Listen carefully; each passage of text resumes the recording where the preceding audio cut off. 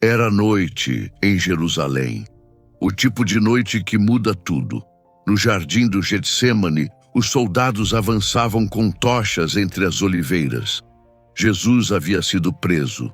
Os discípulos haviam fugido, cada um para um lado, com o coração partido e os pés rápidos. E entre as sombras daquela noite histórica, um jovem corria, coberto apenas por um lençol de linho. Os soldados tentaram agarrá-lo. Ele escapou nu, deixando o pano cair no chão, e desapareceu na escuridão. Nenhum evangelista menciona esse rapaz.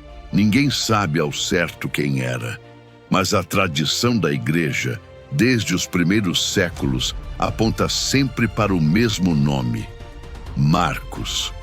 O menino que estava lá na noite mais importante da história e que décadas depois escreveu tudo para que o mundo não esquecesse. Bem-vindo ao canal História dos Santos Católicos.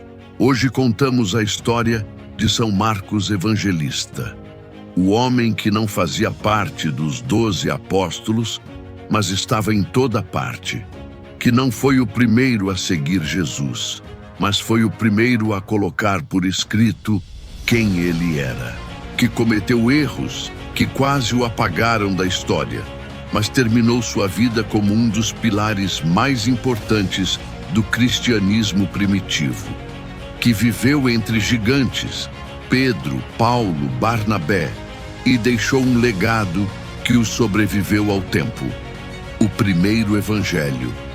Fique até o final. A história de Marcos tem algo a dizer para qualquer pessoa que já achou que havia errado demais para se tornar instrumento nas mãos de Deus. Para entender Marcos, precisamos entender a família que o formou. Ele nasceu numa família judaica abastada em Jerusalém. Seu nome hebraico era João Marcos. O nome latino Marcos veio depois, provavelmente quando passou a circular nos ambientes romanos. Sua mãe se chamava Maria, não a mãe de Jesus, mas uma mulher igualmente importante na igreja de sua época. A casa de Maria era grande o suficiente para ter um cenáculo, um salão no andar superior, que se tornou ponto de encontro regular dos primeiros cristãos de Jerusalém. Era ali que eles se reuniam para rezar, partilhar o pão e apoiar uns aos outros nos tempos de perseguição. E muitos estudiosos acreditam que foi nessa mesma casa, nesse mesmo cenáculo, que Jesus celebrou a última ceia com os seus 12 apóstolos, na noite em que um deles já havia decidido entregá-lo. Pense nisso por um momento. Marcos pode ter crescido no mesmo espaço onde o maior sacramento da igreja foi instituído, onde o pão se tornou corpo, onde o vinho se tornou sangue. Essa, com certeza, não é uma infância comum. Pedro conhecia muito bem aquela casa. Os Atos dos Apóstolos contam um episódio revelador. Pedro havia sido preso pelo rei Herodes. Estava acorrentado numa cela, guardado por soldados, aguardando a execução. E um anjo o libertou milagrosamente durante a noite. Quando Pedro saiu da prisão e percebeu o que havia acontecido, correu diretamente para a casa de Maria, a mãe de Marcos. Era lá que os irmãos estavam reunidos, rezando por ele. Ele bateu na porta. A criada, chamada Rode, reconheceu a voz de Pedro. E de tanta alegria, o texto bíblico registra isso com uma ternura quase cômica. Ela esqueceu de abrir a porta. Correu para contar aos outros que Pedro estava do lado de fora. E ninguém acreditou nela, enquanto Pedro continuava batendo. Foi dentro daquelas paredes que Pedro e Marcos se aproximaram pela primeira vez. Uma amizade que décadas depois daria origem ao segundo evangelho.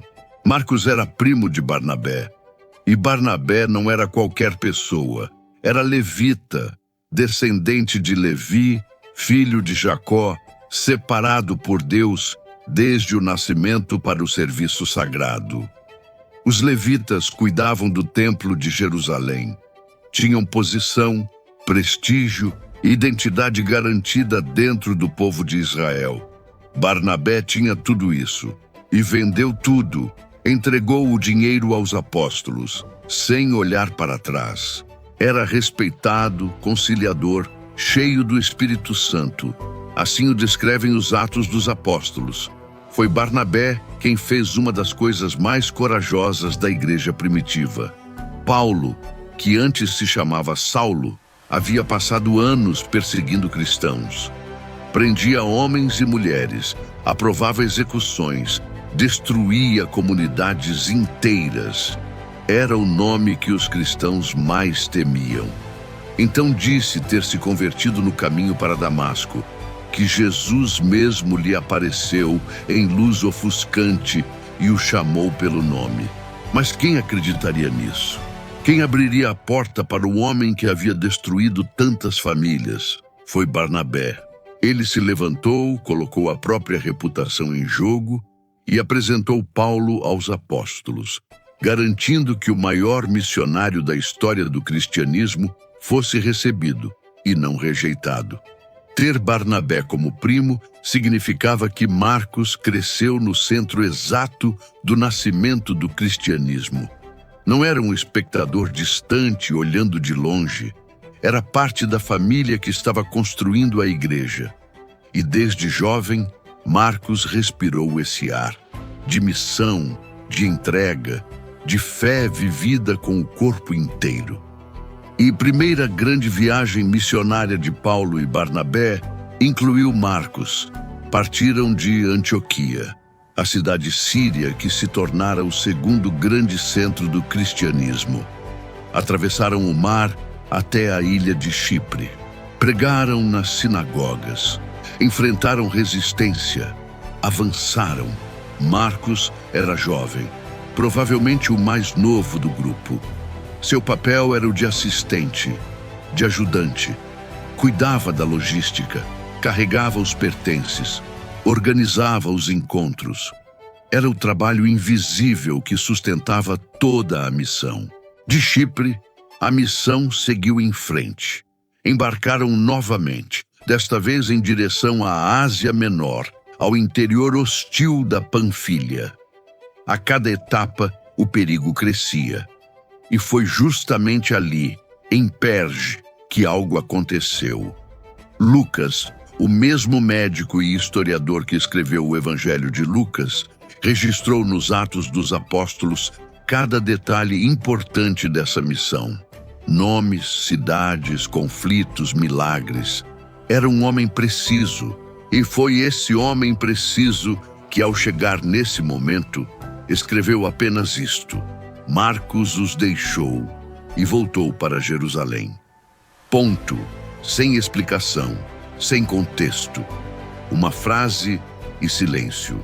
Quando um historiador tão detalhado deixa um buraco assim, é porque o buraco é intencional. Ou porque nem ele sabia o que havia acontecido. Medo do que viria pela frente, saudade de casa, doença, discordância com Paulo sobre os rumos da missão? Não sabemos. O que sabemos é que ele foi embora e que essa partida teria consequências que ele jamais poderia prever. Quando Paulo e Barnabé planejaram a segunda viagem missionária, Barnabé quis levar Marcos novamente. Era seu primo. Acreditava nele. Não tinha desistido dele. Paulo se recusou. Marcos havia abandonado a missão. Havia voltado para casa quando as coisas ficaram difíceis. Isso, para Paulo, não era algo que se ignorava facilmente. A discussão foi tão intensa que os dois, que haviam pregado juntos, sofrido juntos, sido presos juntos, se separaram. Definitivamente. Barnabé levou Marcos para o Chipre. Paulo escolheu Silas e partiu em outra direção. Uma das maiores amizades do cristianismo primitivo se desfez. Por causa de Marcos. Pense no peso disso. Marcos deve ter carregado essa culpa por muito tempo. A consciência de que Paulo e Barnabé, dois homens que haviam mudado o mundo juntos, se afastaram por causa de uma decisão que ele tomou anos antes. Mas a história não terminou aí. Deus não abandona quem os homens descartaram. Anos depois, décadas depois, Paulo estava preso em Roma pela segunda vez. O Império havia decidido que ele era perigoso demais para continuar livre. Não era uma prisão confortável como a primeira. Era um cárcere subterrâneo, frio, sem luz. Sabia que a execução era questão de tempo, e nesse momento, o mais solitário e definitivo de sua vida, escreveu uma carta a Timóteo. Uma carta cheia de despedidas, de instruções finais, de afetos. E no meio dessa carta, um pedido que muda toda a narrativa sobre Marcos. Procure Marcos e traga-o com você, porque ele pode ajudar-me no ministério. O mesmo Paulo que havia recusado levar Marcos em missão, agora o chamava pelo nome nos últimos dias de sua vida. Não porque precisava de qualquer pessoa, mas porque queria especificamente Marcos. Marcos havia mudado, crescido, se tornado alguém em quem Paulo confiava profundamente. E Paulo era grande o suficiente para reconhecer isso, para pedir desculpas sem dizer a palavra desculpa. Em Roma, Marcos se tornou o companheiro mais próximo de Pedro. E essa proximidade foi providencial para toda a história do cristianismo. Pedro era o chefe dos apóstolos, o homem que havia caminhado com Jesus durante 3 anos, que havia visto os milagres com os próprios olhos, que havia estado no Monte da Transfiguração, que havia dormido no barco durante a tempestade. Mas Pedro não era escritor, era pescador. Falava com o coração, com as mãos, com o corpo inteiro. Suas palavras tinham o peso bruto de quem estava lá, não de quem leu sobre o assunto. Marcos ouviu Pedro pregar sobre Jesus durante anos. Cada milagre, cada parábola, cada confronto com os fariseus, cada momento que poucos testemunharam, contado pela voz rouca de um pescador galileu que ainda se emocionava ao lembrar do olhar de Jesus quando o chamou pelo nome. E Marcos escreveu, palavra por palavra, memória por memória. O que nasceu dali foi o primeiro relato escrito da vida de Jesus Cristo a circular entre as comunidades cristãs, antes de Mateus, antes de Lucas, antes de João. Marcos foi o primeiro. Surge então o Evangelho de Marcos. O Evangelho de Marcos é o mais curto dos 4 e é o mais antigo, escrito por volta do ano 65 d.C., antes de Mateus, antes de Lucas, antes de João. O Espírito Santo inspirou Mateus e Lucas a edificarem seus próprios evangelhos sobre o testemunho que Marcos havia preservado. Sem Marcos, a forma como a história de Jesus chegou até nós seria diferente. O Evangelho de Marcos tem uma característica que salta aos olhos de qualquer um que o lê com atenção: urgência. A palavra grega que traduzimos como imediatamente aparece mais de 40 vezes. Imediatamente Jesus sarou o doente. Imediatamente chamou os discípulos. Imediatamente partiu para o outro lado do lago.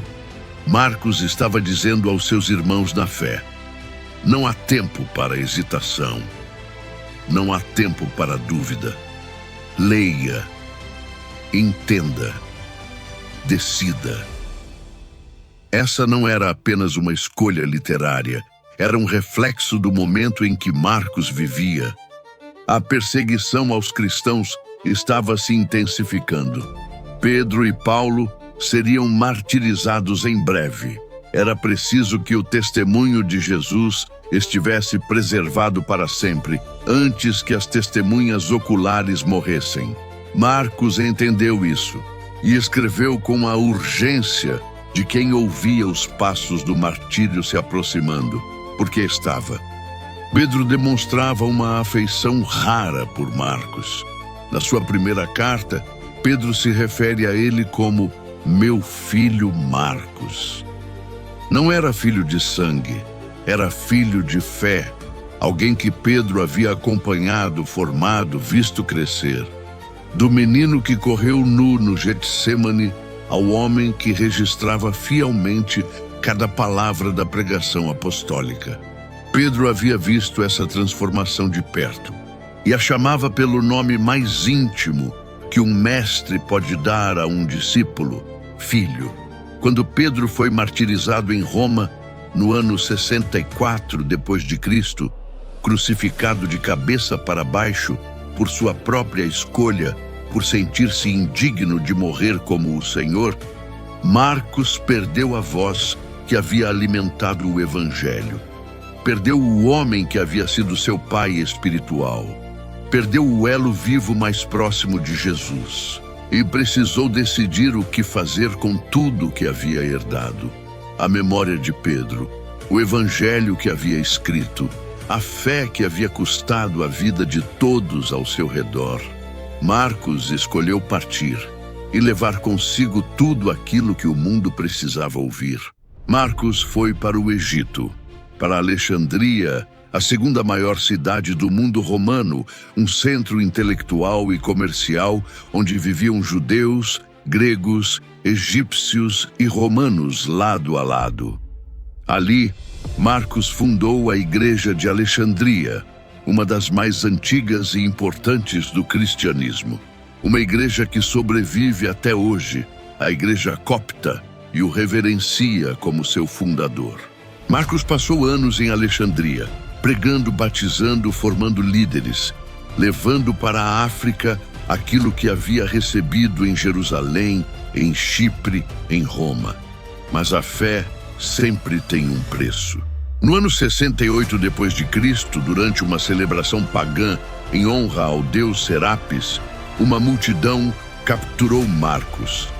Amarraram uma corda em seu pescoço e o arrastaram pelas ruas de Alexandria, pela noite inteira, pelo dia seguinte. Os relatos dizem que ele morreu orando, que mesmo arrastado pelo chão, não pediu misericórdia aos seus algozes, pediu ao Senhor que o recebesse. Recebe-me, ó Senhor. Essa foi sua última oração.